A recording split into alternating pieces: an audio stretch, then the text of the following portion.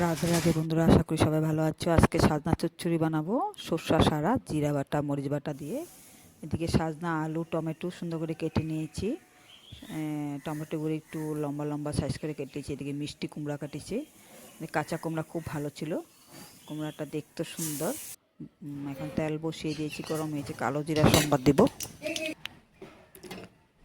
এখন সাজনাটা আলুটা টমেটোটা আগে ভেজে নেবো, হলুদ নুন দিয়ে ভালো করে ভেজে নেবো। মিষ্টি কুমড়াটা পরে দিব। মিষ্টি কুমড়াটা আগে দিলে গলে যাবে, এই জন্য পরে দিব। পরিমাণ মতো লবণ আর হলুদ দিয়ে দিব, ভালো করে ভেজে নিব। চিনি দিয়ে নাড়াচাড়া করে হালকা 3 মিনিটের মতন ঢেকে রেখে দেব। ঢাকনাটা খুলে দেখবো। এখন জল শুকিয়ে গেছে, একটু হালকা হালকা জল আছে। ভালো করে একটু নাড়াচাড়া করবো।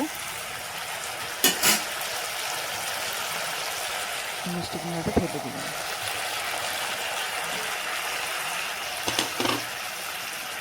মিষ্টি কুমড়ার সাথে সবজির সাথে ভালো করে ভেজে নিব।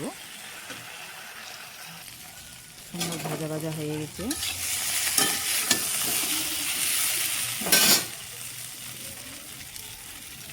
মরিচ বাটা জিরা বাটা মানে বেশি না, অল্প করে ঢেলে দিব। বেশি গুঁড়ো মশলা দিলে সাজনার যে রসটা পাওয়া যায় না, সেটা কিন্তু একটু অল্প হালকা মশলা দিয়ে।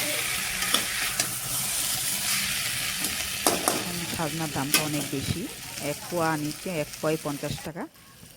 এরকম মাখো মাখো হয়ে গেছে। এখন হালকা করে একটু জল দিয়ে ভালো করে মশলা দিয়ে ভেজে নিচ্ছি।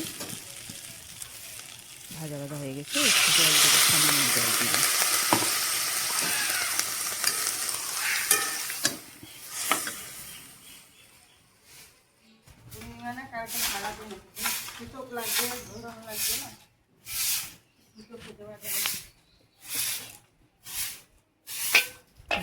ঢেকে দিব। ঢাকনাকে উঠাই দেখবো। এখন মিষ্টি কুমড়া সাজনা এগুলো সব ভালোভাবে সিদ্ধ হয়ে গেছে, আলুও সিদ্ধ হয়ে গেছে, ঝুলটাও শুকিয়ে গেছে, একটু মাখো মাখো হয়ে গেছে।